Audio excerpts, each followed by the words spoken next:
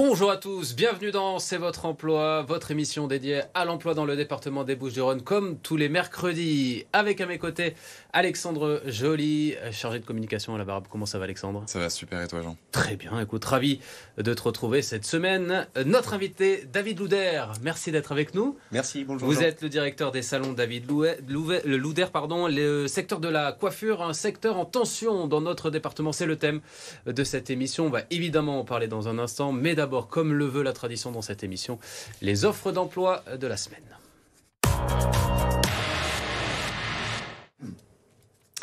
Trois offres à voir avec toi, Alexandre. 3 offres dans le département des Bouches-du-Rhône. On commence avec une première offre en CDI. C'est Equiper qui recherche un commercial à Lambesc.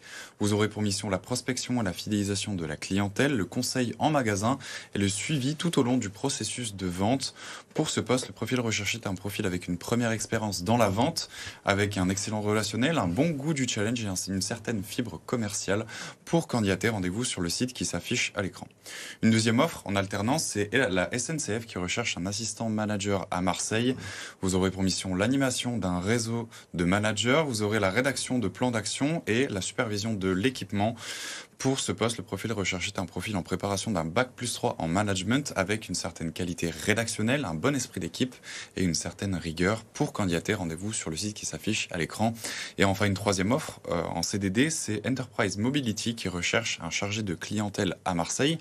Vous aurez pour mission la promotion des prestations, la préparation des véhicules, ainsi que le respect des procédures de sécurité et de qualité. Pour ce poste, le profil recherché est un profil avec une bonne communication, une certaine dynamique et une certaine rigueur. Pour candidater, rendez-vous sur le site qui s'affiche à l'écran. Merci beaucoup, Alexandre. On passe à l'invité de la semaine.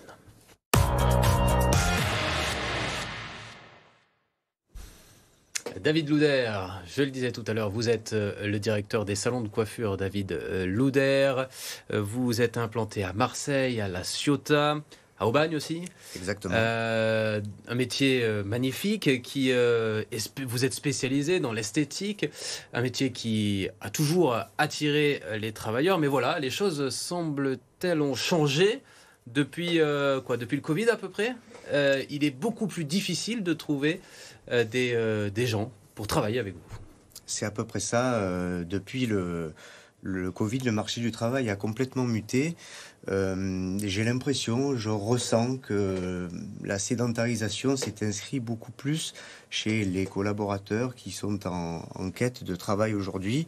Et alors, le recrutement a toujours été très difficile en soi, mais je pense que depuis ce Covid, ça a littéralement changé et aujourd'hui, les attentes sont complètement différentes. Alors aujourd'hui, donc vous évoquez le fait que ce soit compliqué aussi de recruter les personnes qui sont intéressées par ce secteur d'activité-là. Comment on fait quand on est une entreprise du secteur de la coiffure pour redonner du sens et aussi continuer d'attirer et conserver une certaine attractivité aux yeux des talents et aussi des candidats du territoire ? Alors l'Internet couplé à l'intelligence artificielle a complètement fait changer l'envie de travailler aujourd'hui. Aujourd'hui, les attentes sont complètement différentes. Aujourd'hui, un collaborateur, il veut travailler moins qu'avant, il veut avoir des meilleures conditions de travail et pour essayer de recruter dans de meilleures conditions, il faut essayer de donner du sens à ce qu'on peut leur proposer. Et pour donner du sens, il faut essayer de proposer des véritables plans de carrière, que ça commence du bas de l'apprentissage jusqu'à monter les échelons petit à petit pour après, à un moment donné, moi je propose des associations qui peuvent mener à la gérance d'un salon de coiffure. Donc je pense que c'est des vraies propositions dans ce sens-là qu'il faut amener vers les collaborateurs qui sont en quête d'emploi. Alors pour revenir un petit peu au secteur en tension, comment on explique aujourd'hui plus précisément ces difficultés de recrutement ? On entend que du coup les candidats ont des difficultés à retrouver un emploi, mais est-ce que c'est lié par exemple à la différence entre les compétences attendues par les entreprises et celles qui sont proposées par les candidats ? Alors, c'est pas tout à fait les compétences qui sont attendues par l'entreprise et les propositions qui sont faites par les candidats, parce que en interne, nous, on peut apporter un vrai savoir-faire aux collaborateurs. Un collaborateur, il n'a pas besoin d'avoir une formation spécifique, il n'a pas besoin d'avoir un bagage extraordinaire pour pouvoir postuler. Et sur ça, nous, on est capable d'apporter de la formation en interne, aussi en externe, avec des fournisseurs et des partenaires avec lesquels on travaille. Donc, de la formation, on peut en apporter tant qu'on peut et tant qu'on veut, du moment que derrière, il y a une volonté. Voilà, donc le plus important, donc, c'est donc de faire preuve de soft skills plutôt que de compétences réelles. C'est ce qui est le plus recherché vers les candidats, c'est ça? C'est tout à fait ça, oui. C'est tout à fait ça. Les salons Louder sont quand même réputés pour leur savoir-faire, leur expertise. Est-ce que même là, ça donne pas envie aux jeunes de venir travailler avec vous? Est-ce que vous souffrez peut-être d'une concurrence? Alors, souffrir d'une concurrence, je pense pas. Parce que tout le monde est pareil. Alors, tout le monde est pareil, et pour moi, la concurrence, elle est positive. C'est-à-dire que quand il y a de la concurrence, ça veut dire qu'il y a un marché. S'il y a un marché, ça veut dire qu'il y a du potentiel, et s'il y a du potentiel, c'est que ça peut répondre à des emplois qu'on peut proposer. Donc ça, je trouve que c'est très positif. Après, ce qui reste compliqué, c'est la volonté aujourd'hui. Mais pour apporter cette volonté-là, et donner envie aux collaborateurs d'avoir envie de venir postuler dans nos entreprises plutôt que dans d'autres entreprises, il faut vraiment donner du sens à tout ça. Donner du sens et leur proposer, comme je disais tout à l'heure, des vrais plans de carrière avec des vraies formations, qu'elles soient en interne ou en externe. Alors il y a la pluralité aussi des prestations qui sont proposées dans nos points de vente qui peuvent aussi donner un arc un petit peu plus étendu à certains collaborateurs, puisqu'on propose, comme vous l'avez dit tout à l'heure, de l'esthétique. On a des corners barbe au sein de nos points de vente. On a des esthéticiennes qui font de la réflexologie en passant par de l'épilation au fil, en passant par cette nouveauté là qui est le head spa qui cartonne en ce moment. Mais alors si ça marche pas, si vous proposez de former les gens, de les accompagner, de développer leurs compétences, de développer aussi leur emploi, est-ce que ça veut dire que la profession est menacée?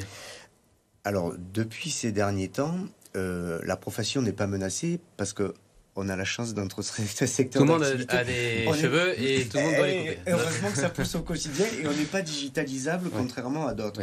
Donc, de se réinventer, c'est des enjeux qui sont extrêmement difficiles au quotidien pour les chefs d'entreprise, mais pas que, pour les petits indépendants. Ça limite votre développement ? Alors, c'est pas que ça limite notre développement, mais on est avec cette mutation post-Covid, les attentes des collaborateurs. Aujourd'hui, les collaborateurs préfèrent travailler plus que 4 jours par semaine.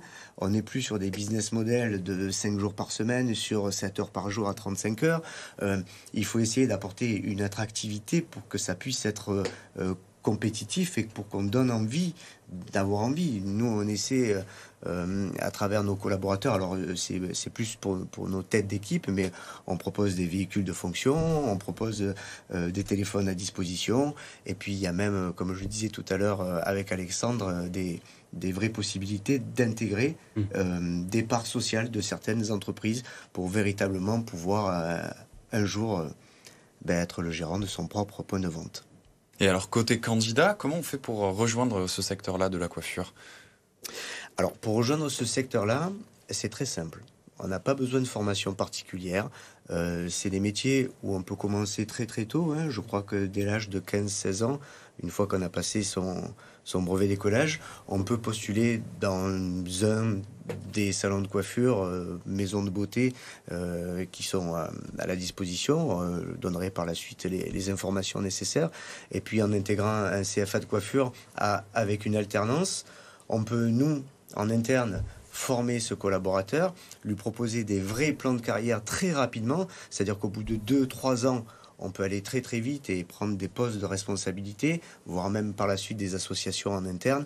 Donc il y a des possibilités et des champs extraordinaires dans nos activités. Et alors sur cette formation... Très rapidement, c'est la dernière question Alexandre, parce qu'on va passer à la suite. Toute dernière question très rapide, est-ce qu'il y a beaucoup d'opportunités de formation sur le territoire à Marseille ? Alors il y a beaucoup d'opportunités de formation. Alors nous, pareil, comme je disais tout à l'heure, on a des partenaires externes avec lesquels on travaille. Et nous, en interne aussi, on crée des vrais plans de formation personnalisés au cas par cas. Si un collaborateur a besoin d'une expertise en vente, on va la mener sur de la vente. S'il a besoin sur de la technique capillaire ou de coloration, on va l'accompagner sur ça, etc., etc. Merci beaucoup, David Louder, pour toutes ces explications. On mettra votre contact pour ceux qui sont intéressés pour rejoindre le secteur. Vous restez avec nous pour la suite de l'émission. On passe tout de suite à la candidature de la semaine. Plaisir.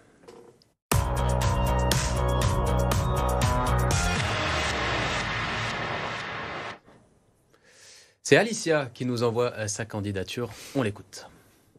Bonjour, je m'appelle Alicia, j'ai 22 ans et je suis actuellement en 2e année de communication à l'ECS Marseille. Si je m'adresse à vous aujourd'hui, recruteur, c'est que c'est urgent. Je suis à la recherche d'un stage d'une durée de 3 mois minimum à partir du 14 avril dans la communication.